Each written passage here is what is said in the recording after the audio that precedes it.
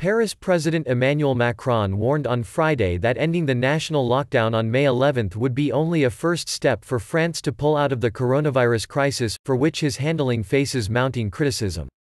Traditional Labor Day protests that usually draw thousands of demonstrators to the streets were cancelled this year due to the virus outbreak that has killed over 24,500 people across France. May 11 will not be the passage to normal life. There will be a recovery that will need to be organized, Macron said in a speech at the presidential palace after a meeting with horticulturists. There will be several phases and May 11 will be one of them. Unions organized online activities, asked people to bang pans and put out banners on balconies to mark Labor Day. Police disbanded a small protest in central Paris. It was in stark contrast to this time last year when tens of thousands of labor union and yellow vest protesters were on the streets across France demonstrating against Macron's policies. The protests were marred when dozens of masked and hooded anarchists clashed with riot police. Macron, in a message on his Twitter account, lauded the traditional parades and French workers, urging unity and solidarity during these tough times. There is a strong desire to once again find the joyful, although sometimes bickering May 1st, which makes our nation. My dear compatriots, we will find them, those happy May 1sts. But highlighting the rocky path ahead, union officials and far-right opposition leader Marine Le Pen were quick to underscore their concerns amid the crisis. Even if today we are confined, our demands are not, Yves Verrier, head of the Force Ouvrière Union, told France Inter Radio. Le Pen pressed ahead with her party's annual May 1 tradition of honoring medieval heroine Joan of Arc by laying a wreath at the golden statue of the 15th-century warrior in central Paris, despite the lockdown. I've never said I had doubts about the confinement. I just said that complete confinement was the solution when we failed to prevent the epidemic, Le Pen, wearing a mask, told reporters.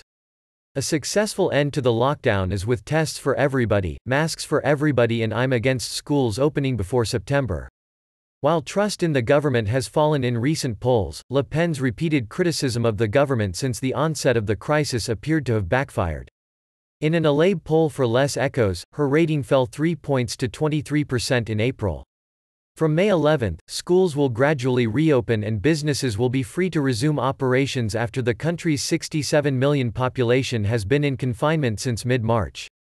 The government has said it is prepared to slow or delay the unwinding of the lockdown if the virus infection rate spikes markedly higher, with administrative departments divided into an LSQUO, red, and an LSQUO, green, zones. Northeastern France, including the Paris region, has been especially hard hit, while swaths of the west and south of the country have barely been impacted, raising a dilemma for the government over how to ease the lockdown ahead of the busy summer tourism season. While indicators in terms of intensive care cases and hospitalizations have been on a downward trend for more than 2 weeks, there are still warning signs. Speaking to reporters on Friday, Jérôme Solomon, head of the Public Health Authority, said the disease's reproduction rate, known as the RO, had risen in France over recent days to between 0.6 to 0.7 on average from 0.5. This is because of a progressive return to activity, he said. The number is one of several indicators authorities are watching. Public health experts say an R number of 1 or above would make it impossible to loosen lockdowns.